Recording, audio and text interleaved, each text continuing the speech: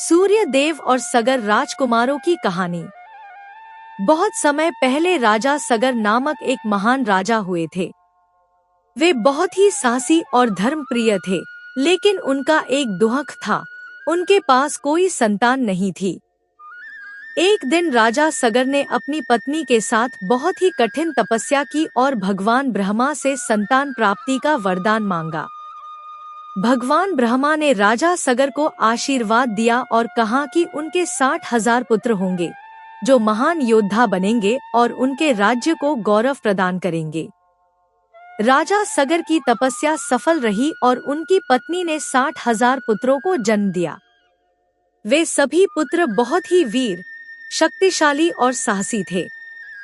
एक दिन राजा सगर ने एक अश्वमेध यज्ञ करने का निश्चय किया, ताकि वह अपनी शक्ति को और बढ़ा सकें और राज्य में समृद्धि ला सकें। उन्होंने यज्ञ के घोड़े को चारों दिशाओं में छोड़ दिया और उसे पकड़ने के लिए अपने पुत्रों को भेजा। राजा सगर के 60,000 पुत्र उस घोड़े का पीछा करते हुए एक जगह पहुँचे, जहाँ सूर्य देव का यज्ञ हो रहा था। वहाँ उन्होंने सूर्य देव के यज्ञ स्थल को देखा और उनके यज्ञ में विघ्न डालने की कोशिश की। यह देखकर सूर्य देव बहुत नाराज हुए और उन्होंने राजा सगर के सभी 60,000 पुत्रों को भस्म कर दिया।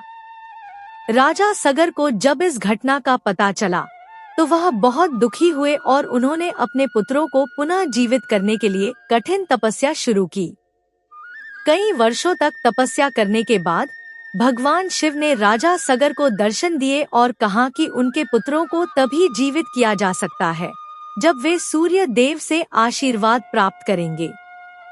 तब राजा सगर ने सूर्य देव की पूजा शुरू की और उन्हें प्रसन्न करने का प्रयास किया।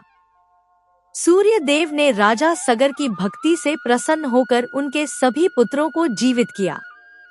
राजा सगर के पुत्र फिर से जीवित हो गए और उन्होंने अपने पिता के राज्य को फिर से गौरवपूर्ण बना दिया।